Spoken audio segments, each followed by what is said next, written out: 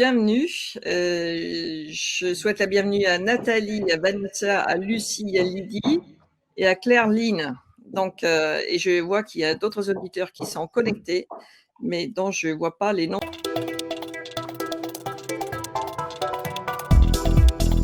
Alors, il me semblait important de vous expliquer comment est venue l'idée de ces jeux. Et ça vous permettra de comprendre aussi comment vous pouvez les utiliser.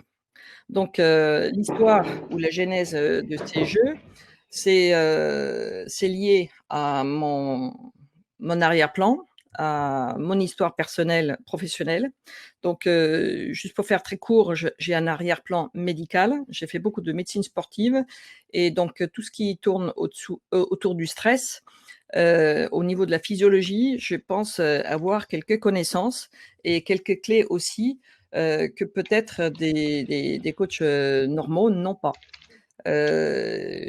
Voilà, j'ai fait médecine et donc ça m'aide un petit peu. Ensuite, il y a 15 ans, j'ai fait une transition professionnelle vraiment importante puisque j'ai fait une formation de coach, de master coach. J'ai fait une formation de maître praticien PNL aussi. Et ça m'a vraiment donné un complément de compétences qui me servent aujourd'hui. J'ai toujours fait de l'entraînement, c'est-à-dire de l'apprentissage permanent et j'ai souhaité, mon souhait, c'était vraiment le fil rouge de pouvoir servir un grand nombre. Donc moi je me suis éclatée en tant que coach dans beaucoup de situations, mais à un moment donné, j'étais frustrée parce que je voulais que ça serve à beaucoup. Ensuite, j'ai eu, une expérience, très riche aussi parce que j'étais adjointe au maire et vice-présidente d'agglo, il y avait 700 postes, donc j'avais la délégation des ressources humaines et là, on avait eu le constat, que, bah, finalement, il y avait pas mal de gens qui étaient un petit peu décalés par rapport à ce qu'on attendait d'eux, qui n'étaient pas très heureux non plus sur leur poste.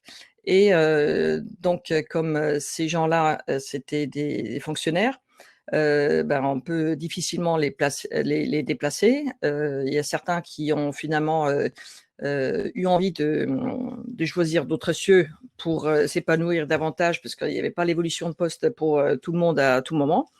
Et moi, je me suis dit, moi, en tant que représentant ou en tant que l'employeur, le levier le plus important, c'était de surveiller les entrées. Donc, j'ai pris la décision d'être présente à tous les entretiens de recrutement. Donc, dans les collectivités, vous le savez sans doute, ça se fait toujours en groupe, donc on ne recrute pas tout seul, jamais. Et donc, j'ai pris cette décision d'être présent à tous les entrées, pour les postes permanents, pour les remplacements, en partie même pour des saisonniers, des fois pour des apprentis, et ça m'a énormément appris et c'était un vrai plaisir. Et donc j'ai recruté pour 70 métiers, différents. Après comme, j'avais un lien, je suis intervenue au CNFPT à l'INSET où j'ai, travaillé avec des cadres A qui, venaient de 250 métiers différents. Donc je pense que j'ai pu voir un petit peu le panel et donc je me suis, fait un petit schéma, d'entraînement, en tant que recruteuse.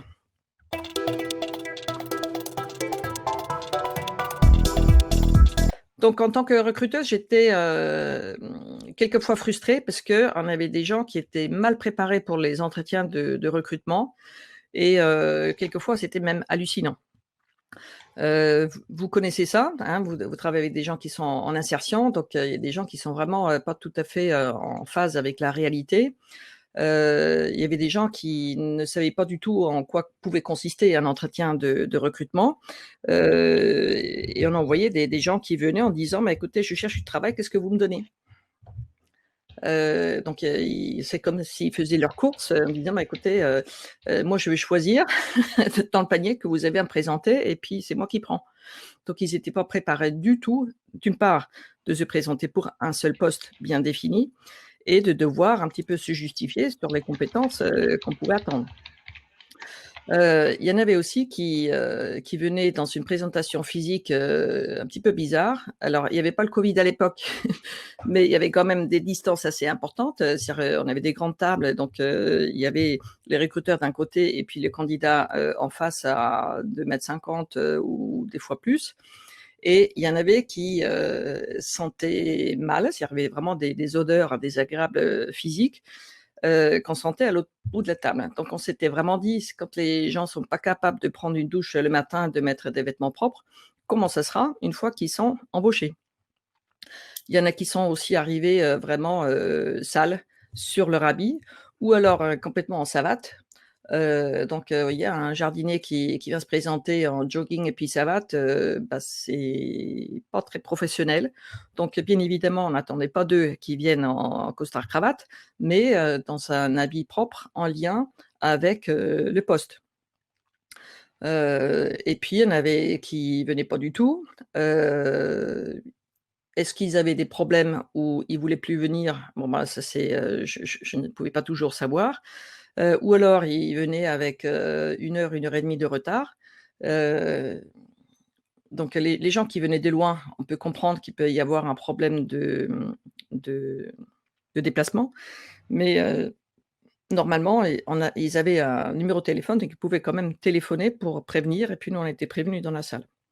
Et puis, il y avait un autre truc qui nous énervait beaucoup, c'est que quand les gens, on les faisait venir pour, démarrer l'entretien, bah, ils mettaient plusieurs minutes pour, enlever, les vêtements, pour sortir leur petit dossier, et cetera. C'était insupportable. C'est-à-dire qu'en personne ne leur avait dit que quand on rentre dans la salle, il faut avoir un crayon et puis un petit dossier dans la main et puis on s'assoit rapidement, parce que nous, on avait plusieurs personnes à voir et donc c'était, vous voyez, des choses très pratiques. On a eu des gens qui étaient, vraiment insolents, incroyables. «Non, non, je vais pas vous répondre à cette, réponse-là. Non, non, c'est moi qui pose les questions». Là aussi, c'est inimaginable. Les gens qui sont déjà rebelles à ce point-là, avant l'embauche, comment c'est après? Il y en avait d'autres qui nous peinaient aussi parce qu'ils ne savaient rien d'eux. Quand on leur pose la question: «Est-ce que vous pouvez nous citer un exemple dans votre poste, précédent, une situation un petit peu compliquée que vous avez bien gérée?» Ils pouvaient pas le donner. «Qu'est-ce que vous aimez dans votre travail?» Ils peuvent pas le dire. «Qu'est-ce qui vous pèse dans le travail?» Ils peuvent pas le dire. Donc ce sont des questions qu'il faut préparer, que peut-être au tac, c'est difficile pour certains, mais ça fait partie de la préparation. Et puis il y en a certains aussi qui, n'avaient mais vraiment aucune envie, aucune idée, de ce que c'était la structure auprès de laquelle, ils se présentaient. C'est-à-dire, mais ça fait parce que c'est une mairie, alors que le citoyen normal ne puisse pas savoir tout ce qui se passe dans une mairie, ça c'est une chose, c'est normal. Mais, quand on veut travailler, dans le service technique municipal, par exemple, ben, on peut, quand même se renseigner un petit peu avant pour savoir que, bah, il y a des jardiniers, il y a des gens qui s'occupent de la propreté, il y a des gens qui s'occupent, de l'entretien des routes et des choses vraiment très, très simples comme ça.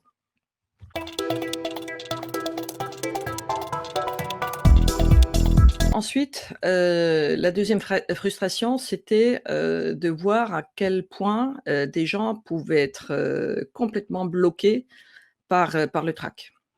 À tel point qu'on ne pouvait même pas savoir s'ils avaient des compétences compatibles avec ce qu'on cherchait. Et il faut bien comprendre que nous, on avait envie, on avait besoin de recruter du monde. Donc des fois, on avait du mal pour certains postes, mais quand on ne peut pas faire l'exploration de la personne, des compétences, qu'elle a et puis si au niveau de son fonctionnement, c'est compatible avec, l'employeur, bah, c'est difficile. Donc il y avait des gens qui bafouillaient, ça c'est pas grave. Il y avait des gens qui avaient des trous de mémoire sur leur CV, à plus pouvoir dire, dans quelle année ils ont fait le bac, quel diplôme ils ont pu avoir, et combien de temps ils sont restés sur un poste. C'est quand même les personnes les plus à même de pouvoir répondre, à ces questions-là. Personne ne sait mieux qu'eux. Donc et quand les gens ils sont dans cet état de stress, de trac, bah, il n'y a plus de relation adulte-adulte.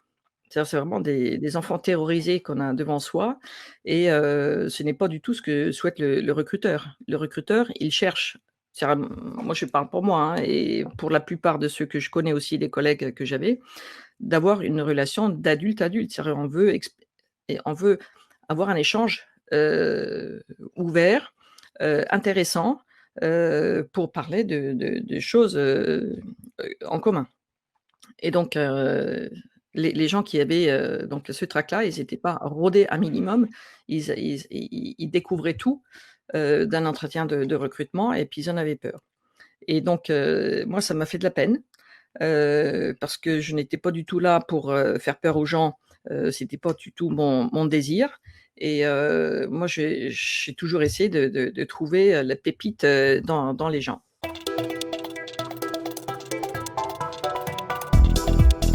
Donc ma tactique comme recruteuse, c'était un petit peu comme le Petit Prince avec, le renard, c'est-à-dire de les mettre, à l'aise pour que justement ils puissent, montrer ce qu'ils avaient à nous proposer, hein. Donc je les mettais à l'aise, verbalement, en disant, «Je suis très content de vous voir, merci d'être venu, c'est important de prendre ce temps-là ensemble», et de faire un compliment ou 2 pour qu'ils se sentent, valorisés.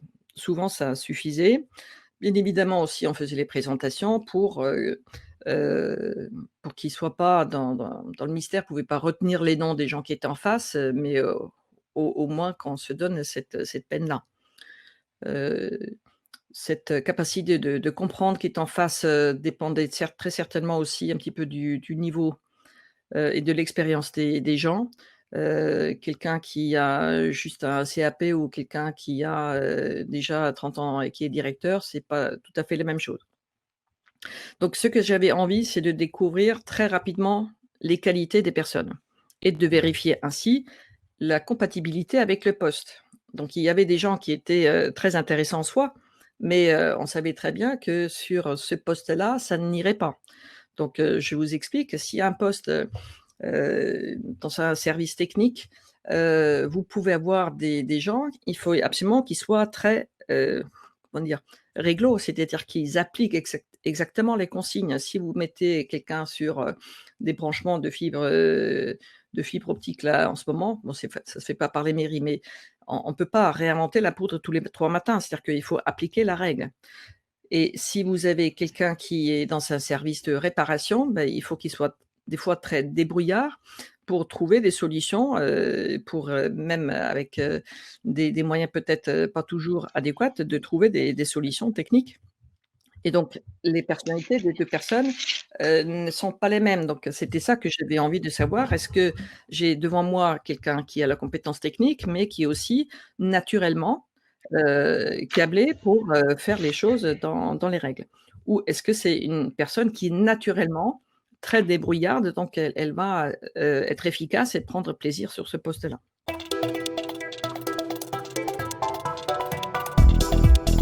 Donc après j'avais, un métier à côté. Et donc comme coach et j'avais des gens que j'accompagnais pour changer de métier, des fois avec un grand saut comme moi je l'avais fait avant et donc pendant la dernière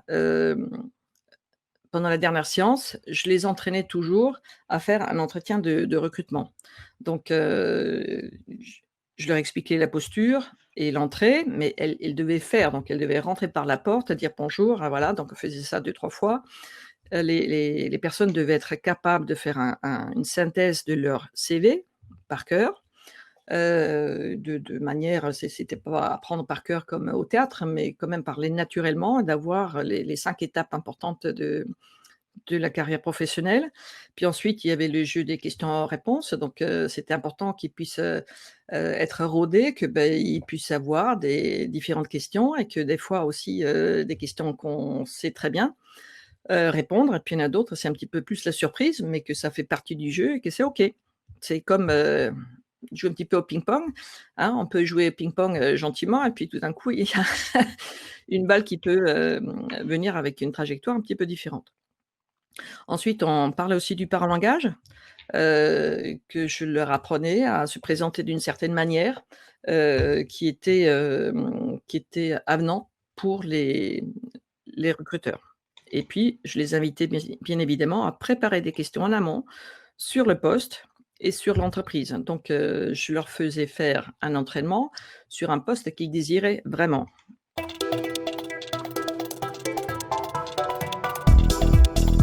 J'ai donné des cours aussi à l'université, j'avais eu 2 classes pendant un long moment et donc ces étudiants-là, ce que j'enseignais, c'était la gestion des ressources humaines et le management d'équipe et je leur proposais, la dernière heure, s'ils le voulaient, de faire un exercice pratique pour, l'entretien d'embauche. Donc très souvent, ils étaient très preneurs parce que justement, très peu de temps après, eux, ils étaient dans cette situation-là, mais aussi, un jour, devaient-ils recruter des gens. Donc c'était, un exercice avec un double intérêt et donc, au départ, j'avais juste des listes de questions que je m'étais faites, en tant que recruteuse, pour la mairie, et je veux te dire que, quelquefois, j'étais tellement fatiguée, pompée parce qu'on avait beaucoup de réunions et tout, que la petite liste que j'avais dans mes papiers me servait, quand j'avais une panne, une panne de mémoire et donc je me raccrochais là-dessus: «Ah bah tiens, c'est une bonne question que pour approfondir un petit peu quelque chose». Donc j'avais ma liste des questions et donc cette liste de questions, je l'utilisais donc pour les étudiants et j'avais rajouté aussi une liste de conseils, des conseils très, très pratiques, qui émanaient, du terrain parce que c'était toutes les bêtises que je voulais plus voir que je partageais avec les étudiants et donc du coup, on s'était dit, c'est moi et un collègue avec lequel je travaillais beaucoup à l'époque, qui est modélisateur, c'est Philippe Lemaire, donc qui est le coauteur, des jeux ESSI, et les modélisateurs, donc on essaie de trouver un moyen, comment pourrait-on faire pour que les gens puissent s'entraîner sans nous?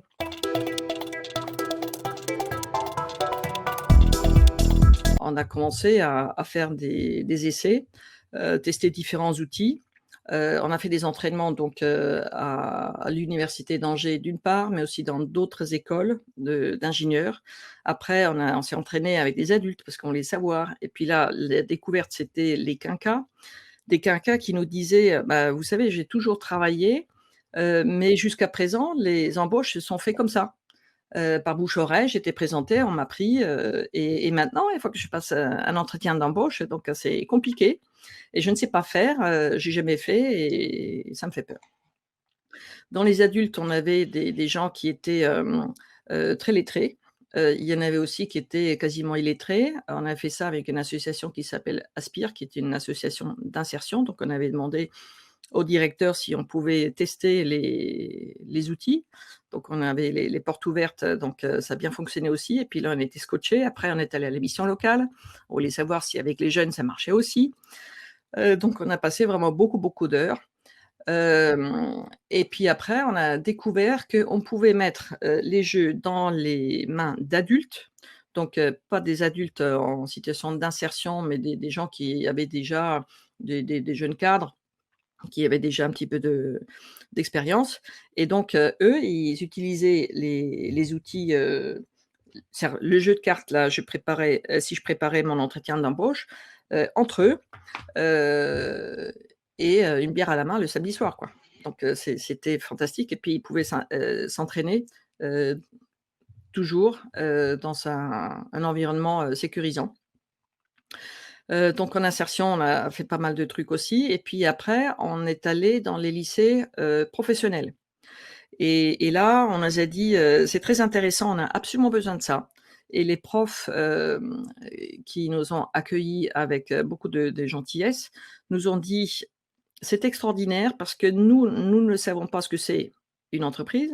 Nous n'avons jamais fait d'entretien de recrutement et nous avons fait un tas d'examens on a passé des examens, jamais d'entretien de recrutement, donc en fait, on ne sait pas vraiment ce que c'est.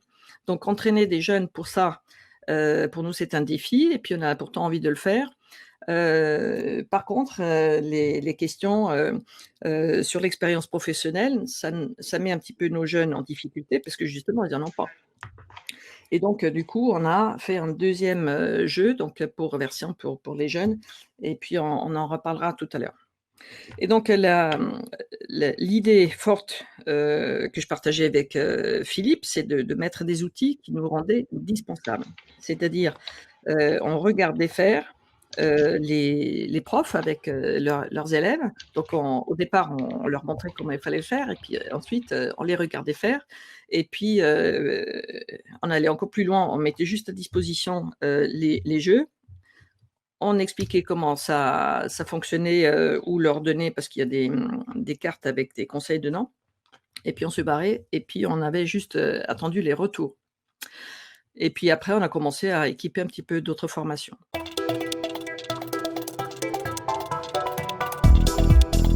Donc, les jeux, font partie des outils qu'on appelle des serious games ou des jeux sérieux.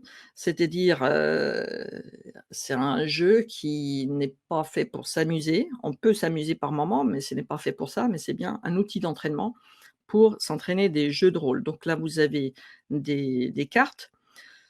Je vous montrerai une fois que je vais changer, je vais enlever le partage d'écran. Et donc il y a des questions qui sont dedans, qui sont toujours ouverts. C'est-à-dire que ces questions, pour 500 métiers différents, ça sera bon. Donc c'est pas des questions spécifiques, mais ça convient pour, un très, très grand nombre de situations.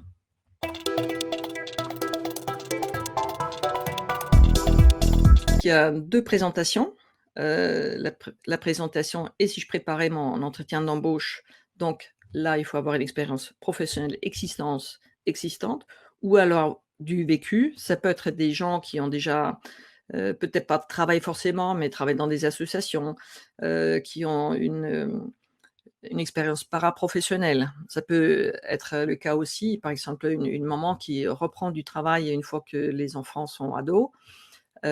Forcément, elle a appris des choses, hein. C'est pas la même chose qu'un jeune de 16 ans et donc si j'ai décroché un stage, donc un stage professionnalisant, ça c'est pour les scolaires, qui font, un stage en entreprise ou les étudiants qui, pareil, pendant leur cursus, doivent faire des stages et décrocher des stages, ce qui n'est pas forcément très facile.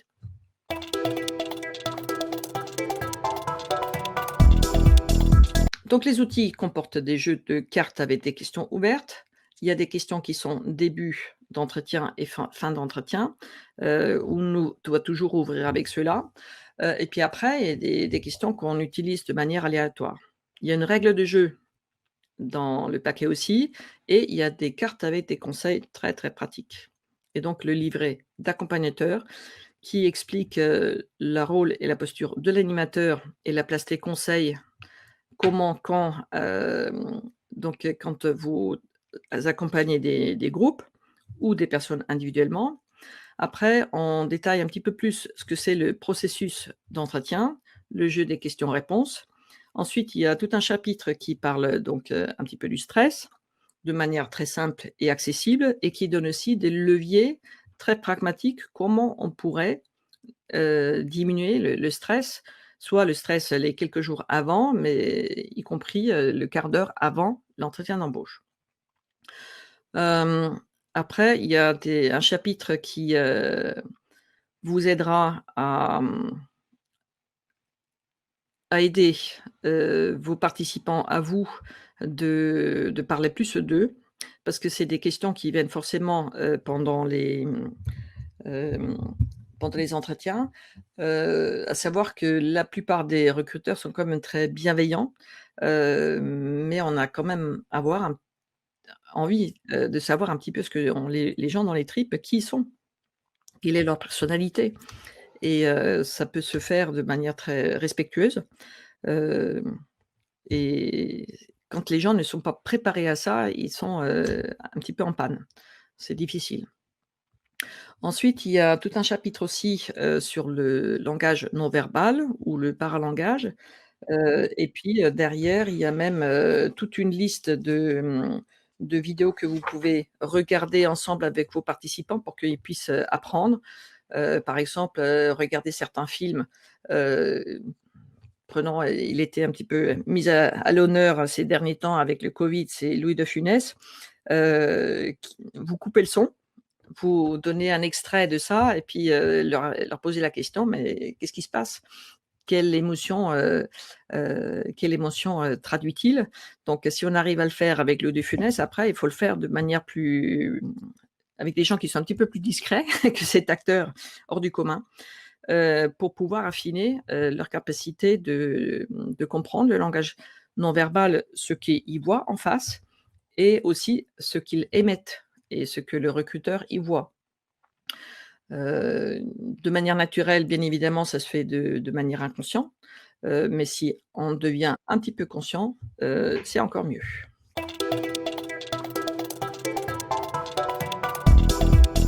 Alors, l'utilisation des jeux. Il y a des gens qui nous disaient, y compris des étudiants: «Ah bah, écoutez, nous, on ne sait pas répondre à votre question. Heu, moi, j'ai besoin de temps pour réfléchir à cette question-là». Et donc, ils nous demandaient de leur donner du temps, par exemple, quels sont vos points forts? Donc, des étudiants qui ne savaient pas faire ça ou par une autre question au travail: «Qu'est-ce qui est vraiment très important pour vous?» «Ah ben ça, on ne sait pas». Donc, pour les questions qui sont, quand même très courantes, c'est-à-dire que nous, on n'a pas inventé la poudre avec les questions de recrutement parce que c'est des questions qui viennent, très souvent sur les tapis, vous les connaissez. Donc ça sera pas une découverte extraordinaire, pour vous, mais si je pose la question: «Pour quelles raisons devrions-nous vous recruter?» Ah bah, ce n'est pas préparé, mais c'est sûr que ça peut, sembler bizarre. Voilà, donc ça c'est, les questions, une par une, ça c'est une utilisation. Après, le rôle principal des jeux, c'est faire des jeux de rôle. Donc, il y a plusieurs manières de faire et vous allez en trouver encore d'autres manières de faire et on n'a pas jaloux du tout. Donc, faites-vous plaisir aussi. C'est-à-dire le jeu peut se faire, en jeu de rôle face à face avec une personne. Donc là, il faut un paquet, il faut un jeu et donc il faut poser les questions, obligatoires au départ et à la fin et puis, entre les 2, vous pouvez, prendre de manière aléatoire ou choisir deux trois questions. Mais il y a aussi une manière un petit peu plus ludique qui fait l'effet surprise, donc ça titille un petit peu plus, le cerveau.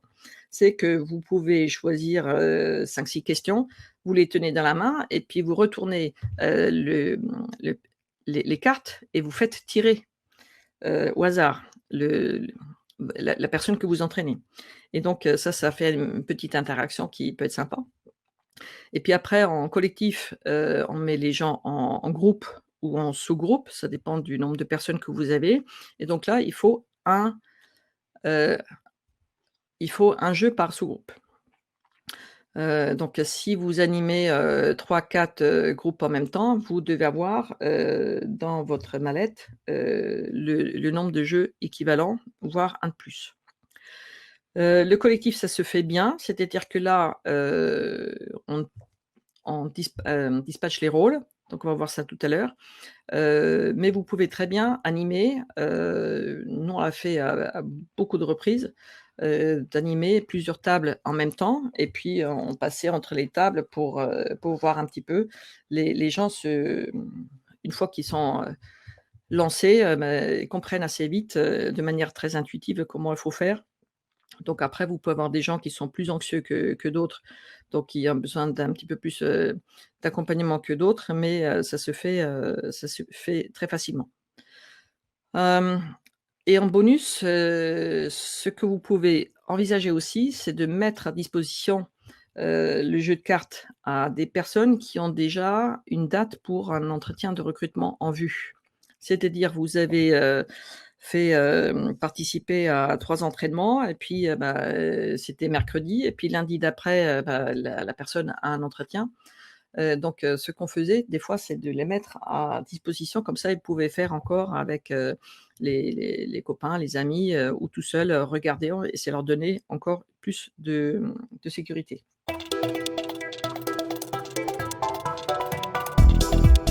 La forme courante, donc quand on fait en collectif, il y a 3 rôles.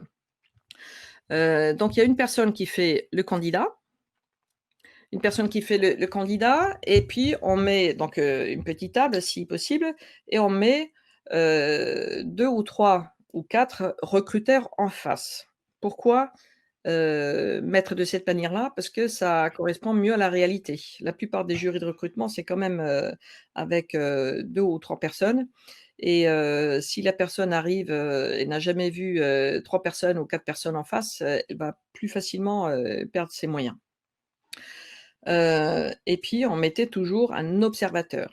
Pourquoi c'est important? C'est-à-dire que l'observateur, il va voir comment ça se passe. Il va voir, le comportement des recruteurs, peut-être aussi leur mal-être par moment, leurs doutes. Il va voir, le comportement, du candidat. Ils vont voir les interactions, entre les 2 et donc ils vont énormément apprendre. Le recruteur, il va c'est-à-dire le candidat, les vos participants qui jouent le recruteur, ils vont apprendre énormément de choses.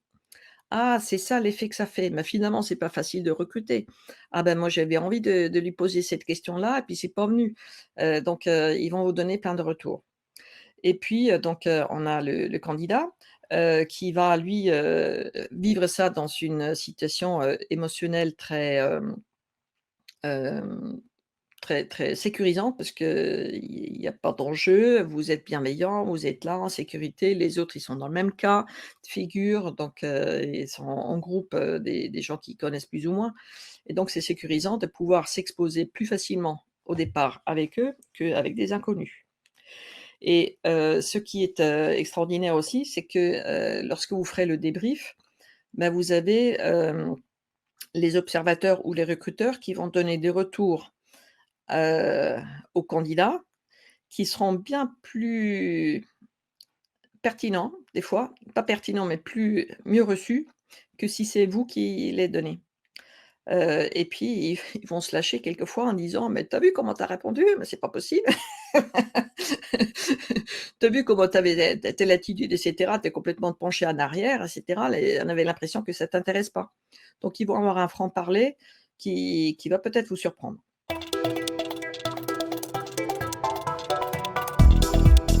Ensuite, on a,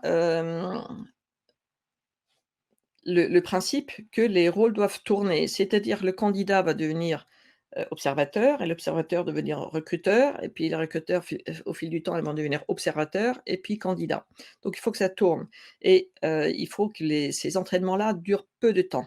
On n'a pas besoin de faire tout le processus d'un entretien, d'une demi heure, mais vaut mieux que ce soit, plusieurs fois 7-8 minutes qu'une longue session. Les gens, ils sont plus dans l'apprentissage et donc il faut vraiment faire, ça avec, le changement des chaises, les chaises qui tournent et les gens, ils vont avoir engrangé l'expérience de cette manière-là très, très rapidement.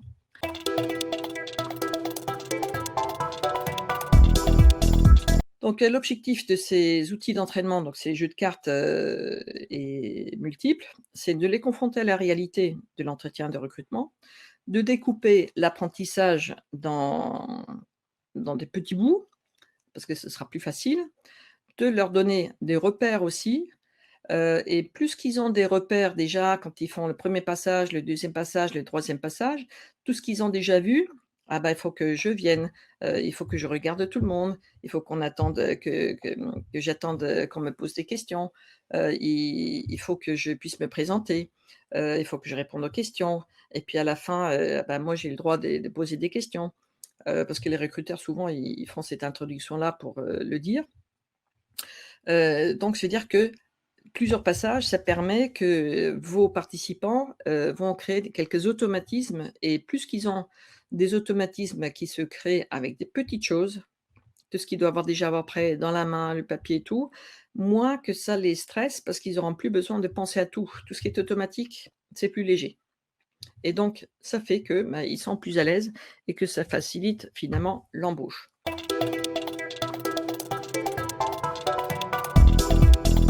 Donc là, vous voyez un schéma Oui, on vraiment le très, très, voit. très, très simplifié du cerveau. Donc, on n'a que 3 éléments qui nous intéressent.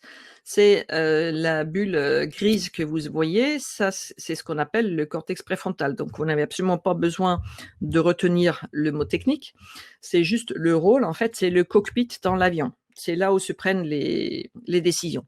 C'est l'endroit où, on réfléchit, on compare les choses, on analyse et on prend la décision. C'est en fait la partie, consciente de notre cerveau et en taille normale, c'est-à-dire en fonctionnement normal, ça c'est à peu près gros comme un pamplemousse et c'est juste derrière notre front. Donc c'est une partie très importante du cerveau. Ensuite, ce que vous avez là en jaune, c'est ce qu'on appelle le système limbique. C'est en fait, c'est plusieurs organes, mais comme ils travaillent ensemble, on appelle ça un système et le rôle, c'est un radar. Un radar, il vérifie à tout moment qu'est-ce qui est, dans l'environnement? Est-ce qu'il y a des bonnes choses ou est-ce qu'il y a des choses dangereuses dans l'environnement? Et c'est un système qu'on partage avec quasiment tous les animaux, au moins les mammifères que je connais mieux. Et donc, la gazelle, elle va voir, est-ce qu'il y a de l'herbe? Donc ça, c'est la récompense et est-ce qu'il y a un lion? Donc ça, c'est les menaces et le lion, il va regarder est-ce qu'il y a une gazelle? Donc c'est les récompenses et est-ce qu'il y a un chasseur? Ce qui est la menace. Donc à tout moment, c'est un système, qui fonctionne tout le temps. On ne peut pas l'arrêter. Il peut être un petit peu en veille, par moment quand il y a ni menace ni récompense, mais ça fonctionne tout le temps. Et après, vous avez derrière des zones de mémoire qui sont des petites étoiles, qui là, représentent, des milliers ou des millions d'images, mais à savoir que la mémoire, est en fait répartie sur tout le cerveau, mais j'ai simplifié un petit peu ici.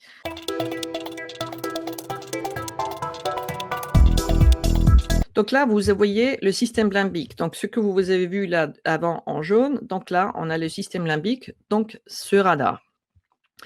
Le radar, il peut être, dans 5 états de simulation, mais à la fois seulement dans un seul état de stimulation.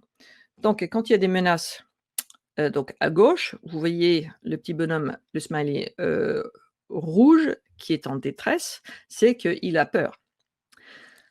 À l'autre extrémité, dans les récompenses, vous avez, l'euphorie, donc là, ça nous concerne pas beaucoup aujourd'hui parce que c'est pas la thématique, il y a très peu d'euphorie en entretien de recrutement et donc vous avez au milieu, vous avez, le smiley orange, que j'ai mis, avec les lèvres qui pendouillent parce que ce n'est pas un état, très très intéressant pour les recrutements parce que la personne ne ressent ni menace ni récompense, donc elle est très, très indifférente, elle est pas impliquée du tout et elle est pas attentive et elle en a rien à faire, quoi. Et ce qui est intéressant, par contre, c'est, les 2 qui sont en vert, celui de gauche et celui de droite. Là, on va dans un premier temps essayer de viser celui de gauche, c'est-à-dire il y a une menace, mais ça va bien.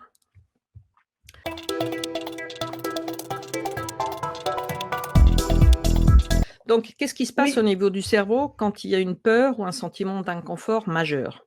C'est-à-dire que le cockpit, ça devient qui était un pamplemousse, ça devient un petit pois. C'est-à-dire, je ne peux plus réfléchir, je ne peux plus analyser et donc c'est une réduction, de la réflexion rationnelle qui est réduite ou anéantie complètement. C'est-à-dire que structurellement, n'est-ce pas, mais c'est comme il y en avait plus. Donc fonctionnellement, il y en a plus. La personne n'a plus accès à la mémoire non plus.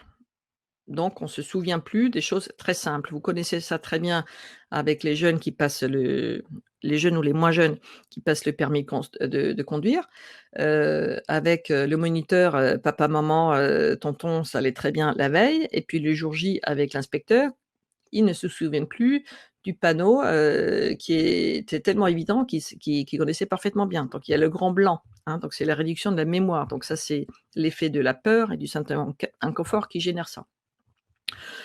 On peut aussi avoir, donc c'est peut-être moins important là, mais l'apparition de réactions instinctives et donc ça, vous le savez sans doute, les réactions instinctives, c'est quelque chose qui arrive immédiatement sans réflexion. Après, dans un deuxième temps, on peut se rendre compte et puis agir dessus. Mais les réactions instinctives, il y en a de 3 sortes. Il y a l'agressivité, pan, pan, pan, mais aussi l'agressivité verbale. Et puis il y a, l'immobilisme, donc c'est la tortue. Je me fiche complètement et puis je peux plus, donc ça peut arriver en entretien de recrutement. Et puis il y a aussi la troisième, c'est la fuite, donc ça peut être la fuite physique ou la fuite mentale. Donc c'est peut-être des situations où certaines personnes ne se présentent même pas, ni au bac, ni, à l'entretien de recrutement parce qu'ils ont tellement peur que, ben, la cette réaction instinctive a pris le dessus. Elle était, pas gérable. Et puis après, il y a d'autres éléments, il y a aussi la non-perception des signaux faibles. Qu'est-ce que ça peut être, pendant un entretien de recrutement? C'est quand le recruteur ou les recruteurs commencent à s'impatienter, parce que la personne est trop longue dans ses, explications et commence à titiller un petit peu plus le stylo, essayer d'interrompre pour passer à une question, différente. C'est quand, un recruteur commence à froncer les sourcils, la personne ne se rend pas compte que, bah, peut-être c'était pas clair ce qu'elle a dit ou pas suffisamment cohérent, qu'il faudrait revenir.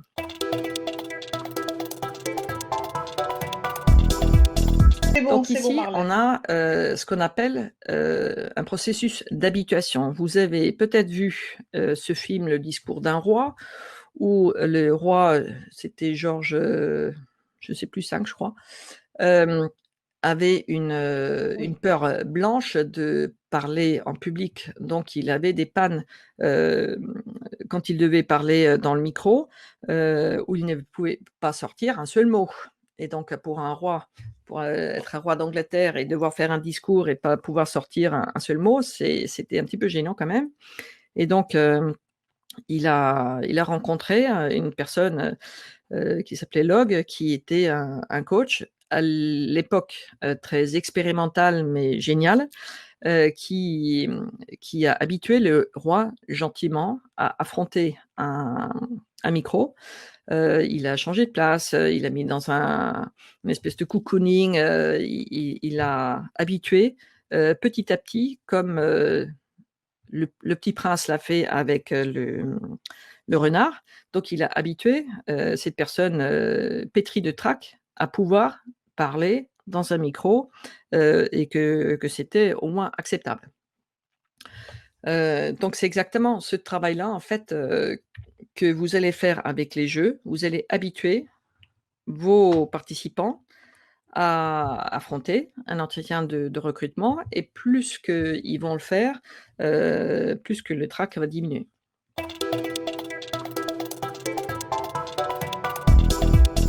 Donc la pédagogie des jeux, c'est de s'entraîner dans un espace de sécurité émotionnelle, parce que vous êtes là avec bienveillance, parce que les portes sont fermées et que personne de méchant regarde. C'est aussi apprendre par l'expérience. C'est l'expérience, l'expérience, donc il y a plusieurs passages qui permettent de donner de l'aisance. L'observation des autres et les changements des rôles sont très, très importants.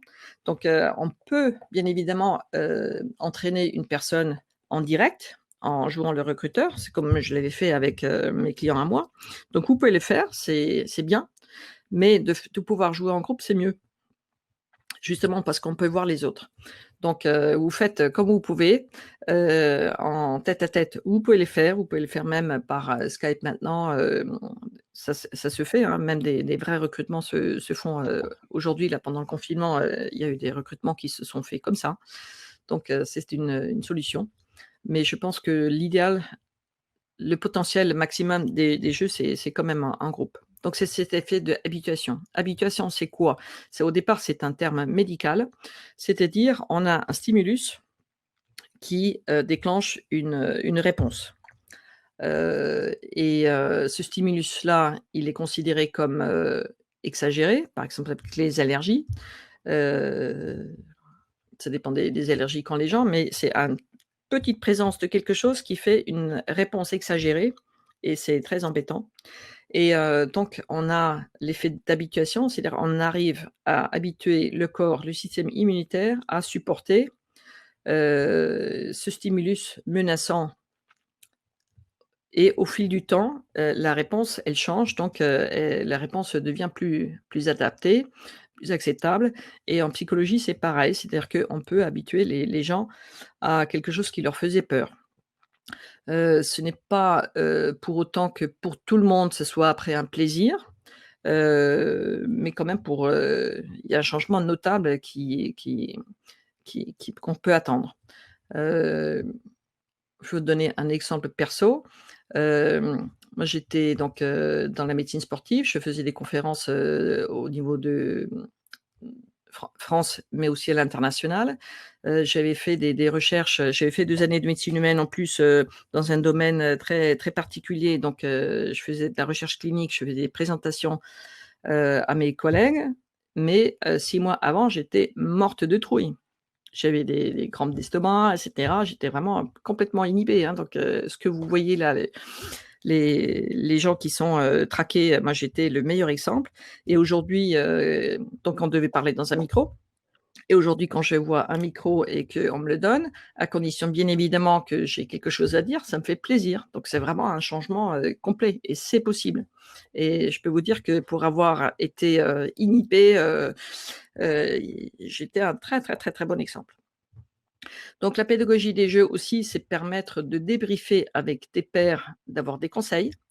Ce que je vous conseille, vraiment, c'est lors du premier passage quand vous faites ça en groupe, c'est de ne pas donner tous les conseils possibles avant. C'est-à-dire vous, natifs, vous les laissez faire et ils vont, être maladroits, ils vont faire leur expérience et c'est seulement après qu'ils vont débriefer avec les pairs et c'est seulement après que vos conseils, seraient les mieux placés. Donc laissez-les faire d'abord, après vous les préparez et ils vont s'améliorer et ils vont constater leur progrès, ce qui va énormément les encourager.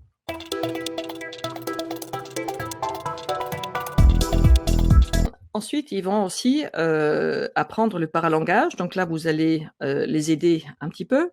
Donc là, vous voyez, les différentes postures, qu'ils vont voir, mais ils vont pas forcément être conscients de ce qu'ils émettent et donc avec les jeux de rôle, avec l'observation des autres, ils vont voir que là, il y a une différence, vraiment très, très nette, et souhaitable avec certaines choses.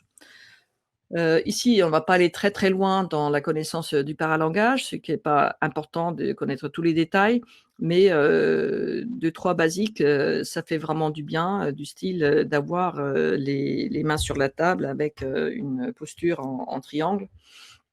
Ça, c'est assez rassurant pour la personne et ça a un effet directement sur le cerveau et ça a un effet positif aussi pour les recruteurs.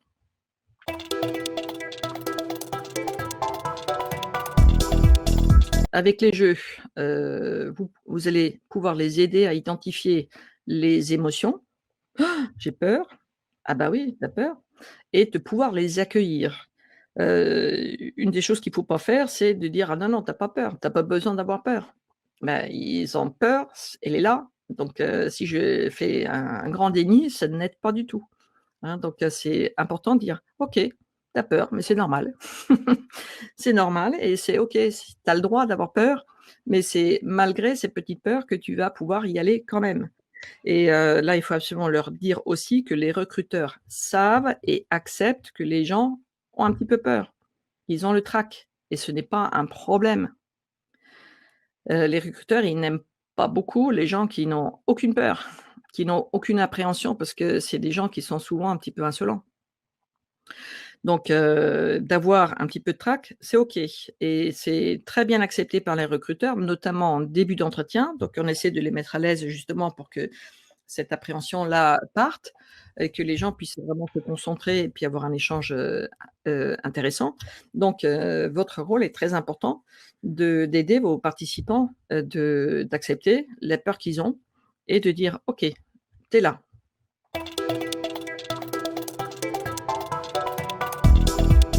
Là, c'est quelque chose pour vous uniquement, vous n'avez pas besoin peut-être de leur, aller dans les détails ou ça dépend du public que vous avez. C'est-à-dire qu'il faut savoir que le rôle initial du stress, c'est quelque chose de très positif. Ça fait partie de notre package, standard, notre équipement physique, c'est-à-dire les hormones, adrénaline et noradrénaline font partie de notre système et Au départ, c'est bien prévu pour garantir la survie de l'individu et de l'espèce et l'effet de ces hormones-là, donc hormones, ça veut dire que ça circule dans le sang, heu, l'effet est taux dépendant. C'est-à-dire un petit peu d'adrénaline et noradrénaline, c'est quelque chose de très positif parce que ça augmente la force musculaire, mais ça augmente aussi la concentration.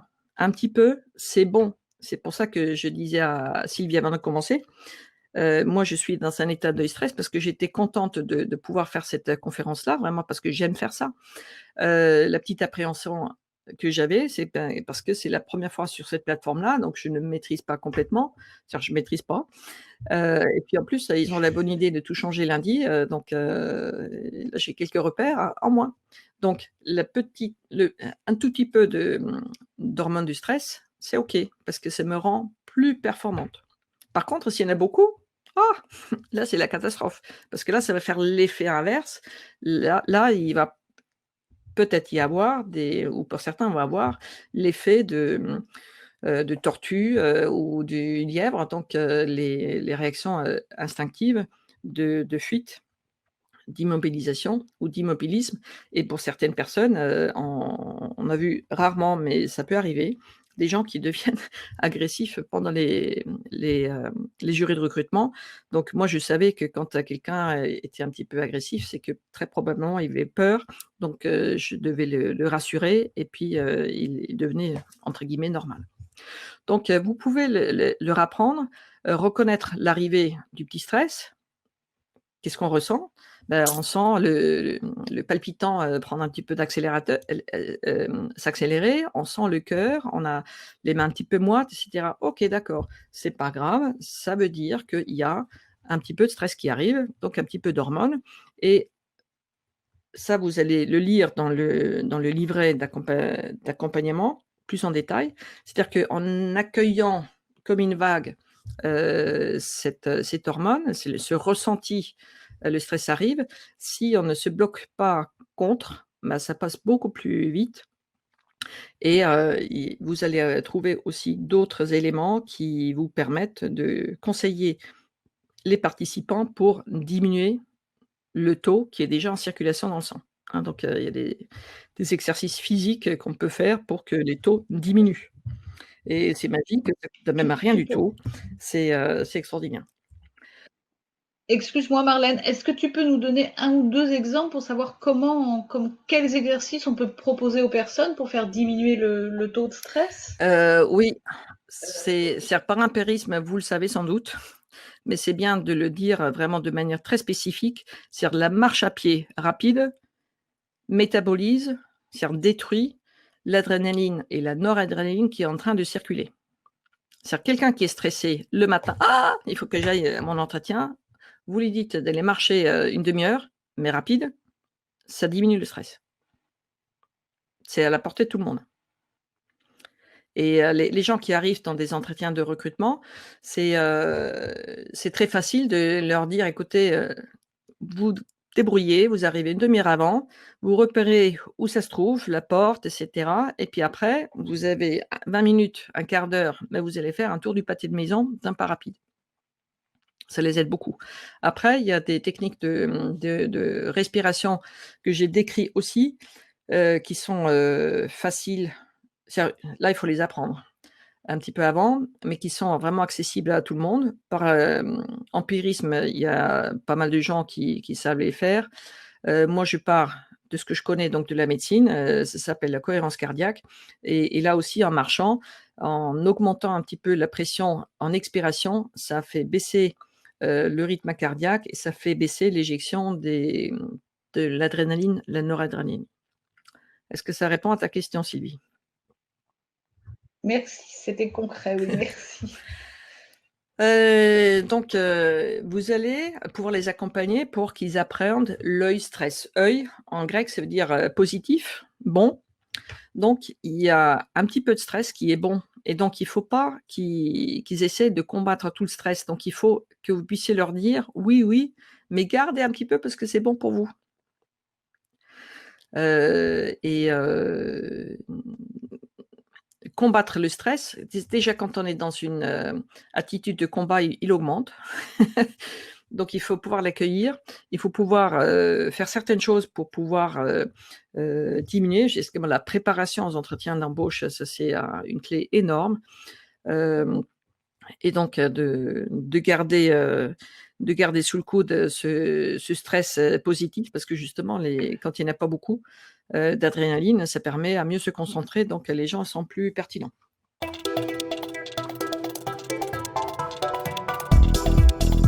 Donc apprendre à baisser le stress avec la marche à pied, avec les respirations, il y a des choses que vous pouvez leur faire.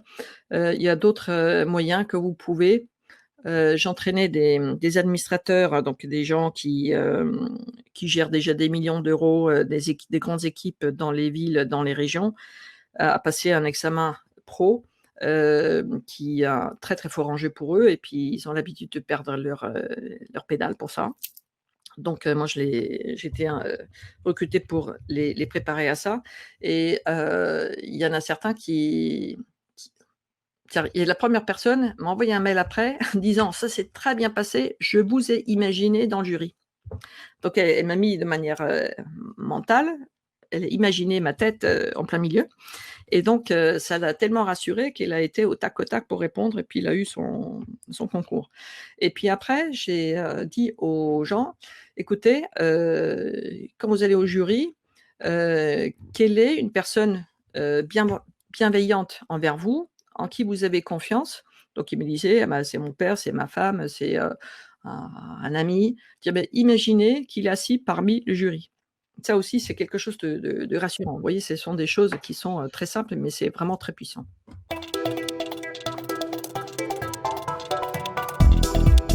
Quand vous faites ça, l'effet de l'habituation, ça va faire que la personne qui est dans le système limbique, donc le radar, il est dans le rouge, dans le panique rouge, peur, inconfort, il va aller dans les phases, ou dans l'état de stimulation vert.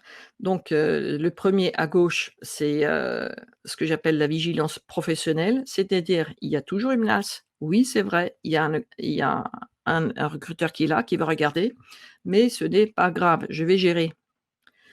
Hein, c'est la vigilance professionnelle, c'est différent dans tous les métiers. Par exemple, un pompier, il apprend à éteindre des feux. Si sur un parking, il y a une voiture en feu, le propriétaire, il est dans tous ses états à côté, mais par contre, le pompier qui va arriver, mais il va arriver rapidement, bien évidemment. Il va regarder autour, est-ce qu'il y a d'autres voitures autour? Est-ce qu'il y a une station de service à côté? Est-ce qu'il y a une école maternelle à côté? Donc il va checker très rapidement les risques qui sont autour. Après, il va sortir son pchit-pchit, il va atteindre la voiture, et tout va bien. Il va rentrer chez lui, boire une bière avec ses copains, parce qu'il a géré la menace de manière professionnelle, il a appris. Mais par contre, le propriétaire de la voiture, il va être dans tous ses états encore pendant quelques jours, voire plus. Donc dans tous les métiers, on apprend par l'habituation, par la répétition, par l'apprentissage, par la confrontation à des exercices. On rentre dans une attitude professionnelle, et quand vous voyez les astronautes qui sont envoyés là-haut, il y en avait un qui était interviewé, je ne me rappelle plus le nom, à la radio, et donc il avait eu un problème majeur lorsqu'il avait une sortie en espace, et le problème technique qui est arrivé a failli lui coûter la vie, et donc le journaliste lui dit: «Donc, vous avez eu peur?» Et puis l'astronaute dit: «Non». Il dit: «Ah bon? Vous avez pas peur? Mais comment ça se fait?» Et l'astronaute répond: «Mais on a répété tellement, je savais exactement ce qu'il fallait faire et je n'avais pas peur». C'est-à-dire, la menace et la perception, ça n'a rien à voir, et donc vous, votre travail, c'est d'emmener les personnes vers un petit peu plus de professionnalisme par les répétitions, et après vous avez le deuxième smiley là à droite, qui est vert aussi, qui est positif. Ça, c'est la zone je m'intéresse, je prends plaisir. Ça peut arriver dans les entretiens de recrutement, et ça, c'est un moment de bonheur partagé pour le candidat et le recruteur, parce que c'est un moment intéressant.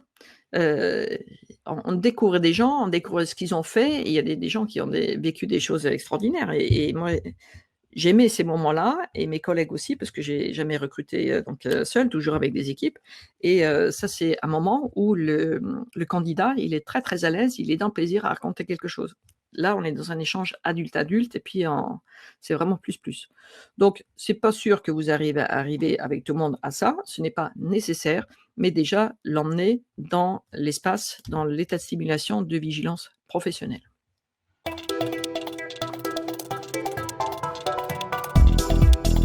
Qu'est-ce que ça fait pour, le cerveau? L'effet d'habituation, donc ce que vous allez faire, c'est la capacité de réflexion est au top, c'est-à-dire le petit pois, il est redevenu un pamplemousse et donc on peut réfléchir. Il peut comparer des choses, il peut prendre des décisions, il est vraiment conscient, il est présent. L'accès à la mémoire est complètement ouverte, donc les gens vont se souvenir quand on leur dit: «Est-ce que vous pouvez nous raconter un épisode dans votre vie professionnelle ou ceci, cela? Vous avez tel problème à gérer?» parce que les recruteurs, des fois, ils mettent un petit peu dans le contexte pour valider, l'expérience. Ça donne aussi à ce que les gens, ils soient à l'aise dans la relation, c'est-à-dire ils sont finalement, après la première appréhension, après les premiers tracts, ils sont contents d'être là. Ils sont en capacité d'écouter les questions. Ça, c'est aussi important, quand ils sont vraiment bien, et bah, ils entendent ce qui est dit et ils ont du plaisir dans l'échange où ils, répondent, avec cohérence et souvent ils ont des c'est aussi la zone où on a des idées, on est réactif, ça peut aller du tac au tac, comme, sans agressivité, hein, mais ça peut être comme, jouer un petit peu au tennis de table.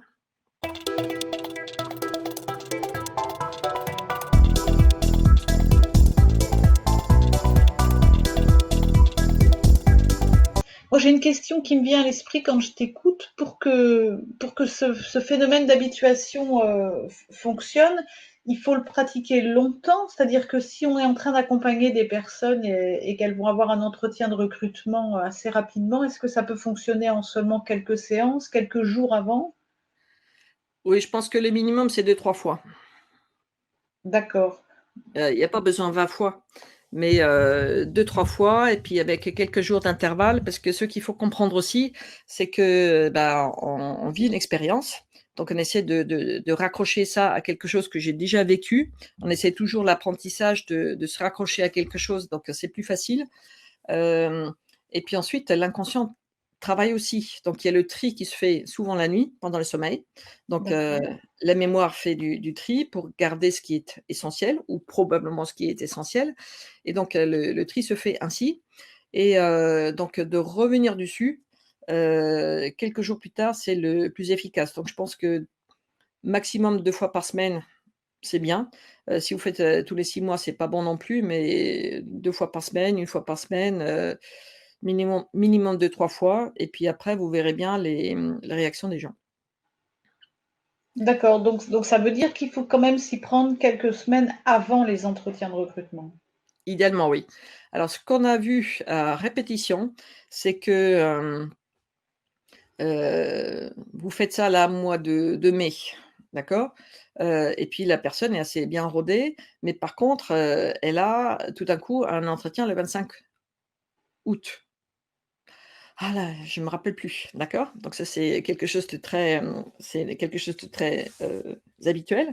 Donc si les personnes ont un jeu, bah, ils peuvent déjà reprendre un petit: «Ah oui d'accord, ça me rassure» ou alors de refaire une séance les 3-4 jours avant. D'accord. Une fois, j'ai eu un jeune gars, c'était mon beau-fils qui m'a téléphoné un lundi matin à 7 heures, moi le quart. Il dit: «Ah, j'ai un entretien, est-ce que je peux venir?» Donc à 7 heures, il était là, je lui ai fait son entretien, qu'il avait à 9 heures, donc il fallait qu'il fasse le trajet. Ça franchement, c'est pas l'idéal, hein, c'est pas l'idéal. Il faut pouvoir digérer mentalement, digérer émotionnellement, intégrer, la consolidation des apprentissages, ça vous le savez, ça demande un petit peu de temps, donc de le faire juste le jour même, à éviter.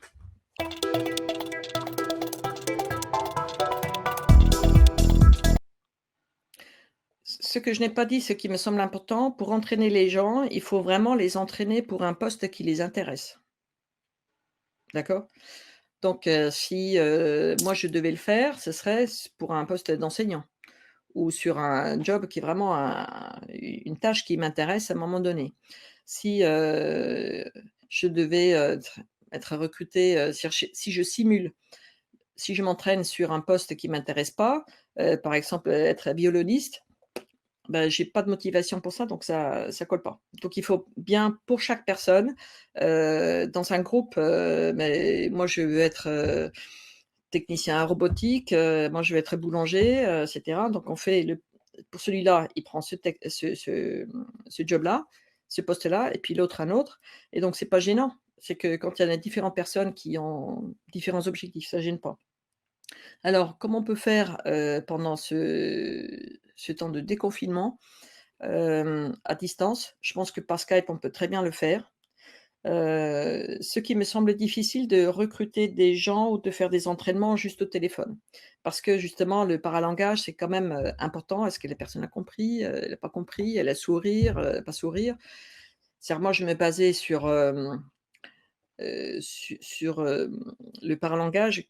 Quand je le disais aux gens: «Est-ce que vous pouvez me raconter, un épisode, ou une tâche que vous avez vraiment beaucoup aimé?» Si en même temps la personne a le sourire, c'est bon et c'est inconscient, on Oui. ne peut pas le contrôler. Donc si je savais quand la personne, elle parle de quelque chose et elle a les yeux qui pétillent, elle le sourire, ça ça match. Ah oui. Donc c'est aussi entraîner les personnes à déchiffrer ce paralangage, hein, j'imagine? Oui, c'est-à-dire inconsciemment, on peut le voir chez les autres, mais c'est plus difficile chez soi. C'est moi, j'ai un petit peu plus l'habitude peut-être, que le citoyen normal, mais tout le monde sait identifier le paralangage, hein. Oui, bien sûr, oui, oui. Et donc, comment on peut faire, à distance? Je pense que le plus simple, ça me semble, Skype. Après, je pense que c'est possible de faire par Zoom avec plusieurs ou Skype, il y a possibilité de faire 4 personnes. Zoom, oui, je pense que c'est possible aussi de faire, une interaction même avec un groupe un petit peu plus grand. Oui, je pense que c'est jouable, oui. Au contraire, moi je vous encourage, faites, faites, faites, hein.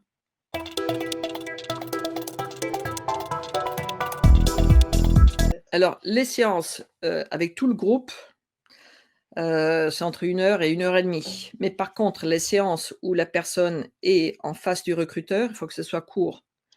C'est, 6-7, minutes, 8 minutes, mais pas plus.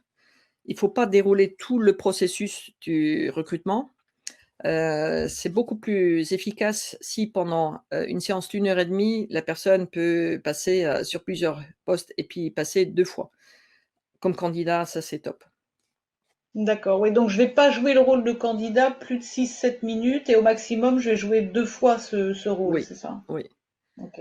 Et il faut vraiment beaucoup compter sur l'effet, ça c'est magique, hein, c'est l'effet de la séance en interséance.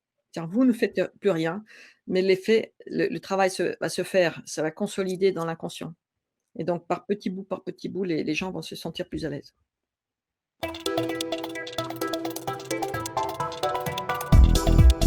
Non, vous n'avez pas besoin d'avoir une, offre réelle parce que vous pouvez commencer tant qu'il y en a pas encore, mais c'est quand même dans, la sphère des compétences et des intérêts de la personne. Excuse-moi, je rebondis sur la question d'avant. Si on ne s'appuie pas sur une vraie offre d'emploi, les personnes qui vont jouer le rôle des recruteurs, vont peut-être être face à quelqu'un aussi qui va leur parler d'un métier qu'ils ne connaissent pas du tout. Oui, ça c'est arrivé. Hem, Ça c'est arrivé, mais comme vous allez probablement, travailler soit avec, des cadres, donc ils ont quand même une connaissance un petit peu de ce qui tourne autour. Quand vous pa Quand vous travaillez avec des gens qui ont niveau CAP, ils savent aussi un petit peu ce qui existe, donc il y aura pas le gars informatique avec, le CAP, je pense pas. Donc effectivement, ça peut exister, mais dans ce cas-là, ce qu'on faisait avec les gens qu'on avait testés, c'est qu'il expliquait très rapidement, en quoi ça consiste. Donc il y a une petite présentation. Ouais. On avait fait aussi, ça auss au niveau des missions locales, donc si dans votre périmètre c'est pertinent, vous pouvez prendre des offres, d'emploi qui vous semblent, utiles, pour travailler là-dessus. Bien évidemment, ça peut être un complément.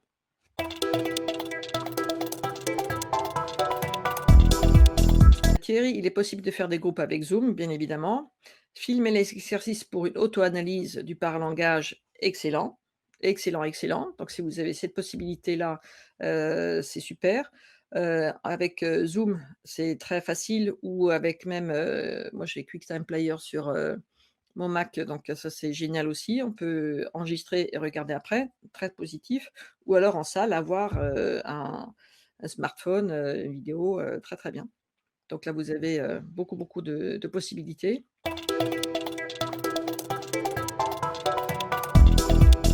À un moment donné, notamment avec les jeunes, ils vont commencer à rire avec ça. Ils vont déconner un peu, d'accord? Et donc ça, c'est aussi un moyen de déstresser. Ça fait partie de l'habituation et c'est OK. Si vous avez la foi dans panne tout le temps, de A à Z, bah, à un moment donné, il faut intervenir et puis serrer un petit peu les boulons. Mais qu'il y ait des moments de rire, de fou rire, c'est OK. Ça fait partie, du processus d'intégration, positif.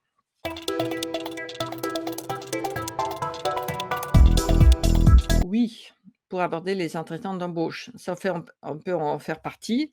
Il y a des questions comme ça dedans. C'est vrai que ça intéresse, quand même beaucoup les recruteurs.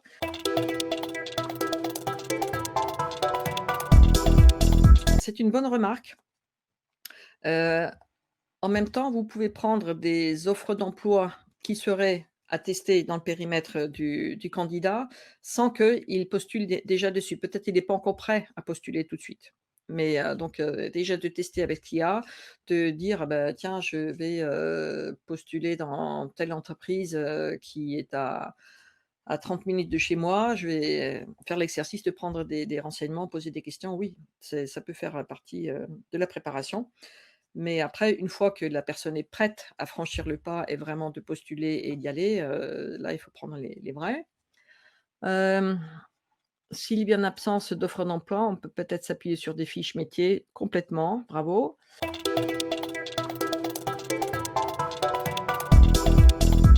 Les gens qui sont pas à l'aise vont pas répondre ou répondre à côté. Moi, j'ai toujours encouragé les gens à répondre avec sincérité parce que les mensonges, ça se voit, ça se voit, ça se sent. Une personne qui, heu comment ça s'est passé sur le poste antérieur? Comment ça se fait que vous êtes au chômage maintenant? Si la personne raconte vraiment une très grosse salade, ça se voit, sur le bout du nez et là, le parent-langage, joue aussi. Donc vaut mieux leur dire ils ont pas besoin de tout dire, pas besoin de tout dire, mais de ne pas mentir. Ça, c'est, pas un conseil parce que ça se ressent et les vous avez 2 sortes de recruteurs. Vous avez les recruteurs professionnels qui font beaucoup, beaucoup, beaucoup, ils en font peut-être pas que ça, mais ils passent beaucoup de monde et donc là, leur raconter des salades, ils le sentent. Vous avez les recruteurs occasionnels, des artisans, professions libérales, commerçants qui ont, une embauche à faire tous les 2 3 ans donc ceux-là, ils vont être plus stressés que les candidats. Et ils font beaucoup de bourdes aussi, donc ça, c'est autre chose. Hem, je vais donner un exemple de parole-langage où je pense que j'étais quand même, assez bonne. Donc je vais reculer un petit peu pour vous faire voir et donc j'ai les ce que je conseille aux gens, c'est de mettre les gens comme ça sur la table parce que ça fait donc un espèce de triangle, et c'est une posture qui est lue par l'inconscient comme une personne stable qui tient la route. Ça permet aussi de stabiliser un petit peu physiquement et ça stabilise la tête et le cœur. Donc ça, c'est très positif et on n'est pas en train de faire, comme ça, d'accord. Donc comme ça, les mains à plat, ça c'est super et j'avais donc, une candidate qui tenait bien la route, qui répondait bien, qui nous plaisait bien et puis j'ai posé une question et puis d'un coup, elle a mis une main sur la table. Donc elle est devenue ce qu'on appelle asymétrique. Vous voyez? Quand on parle normalement, donc les gens sont comme ça, on leur conseille comme ça, de démarrer comme ça, mais il ne faut pas rester figé comme ça. Mais après, ce qu'on raconte, généralement, on raconte avec les 2 mains, en sous-titre avec le paralangage et ça, c'est très bon. Ce qui est pas bon, c'est d'avoir la personne qui est asymétrique. C'est-à-dire qu'il y a une main sur la cuisse ou sur la table et cetera, elle parle qu'une main. Là, il y a une incohérence. Donc, du moment où les gens ils parlent avec les 2 mains, c'est bon. Et donc là, j'avais la candidate qui avait les mains sur la table, qui parlait normalement et tout d'un coup, à une question, hop, elle met la main sur la table, dessous, elle parle, elle parle, elle parle et puis après elle reprend la main et les autres questions. Et j'ai dit à la directrice des ressources humaines qui était avec moi, la question numéro tant, là, à ce moment-là, vérifiez, appelez l'employeur antérieur. Elle avait menti sur ce truc-là. Donc, vous allez progresser au fur et à mesure, vous êtes des apprenants, c'est pour ça que vous êtes là, donc vous allez progresser tout le temps, comme moi aussi, j'apprends toujours. Mais vous allez pouvoir apprendre certaines choses à vos participants. Vous n'avez pas besoin de tout leur apprendre, mais le b.a-ba déjà de mettre, ça, c'est, un bon truc. Oui, donc, les gens qui répondent pas à certaines questions, pourquoi ils ont pas répondu? Donc, reprendre. Donc, certainement, il y avait pas forcément un mensonge, mais peut-être, j'étais pas à l'aise, je savais pas comment faire, donc, de reprendre gentiment, jusqu'à ce que ça coule de source. C'est-à-dire qu'il faut que toute personne puisse dérouler en 2-3 minutes son parcours, que ce soit des gens qui ont une petite expérience ou une grande expérience, ça doit s'entraîner, c'est pas naturel, hein.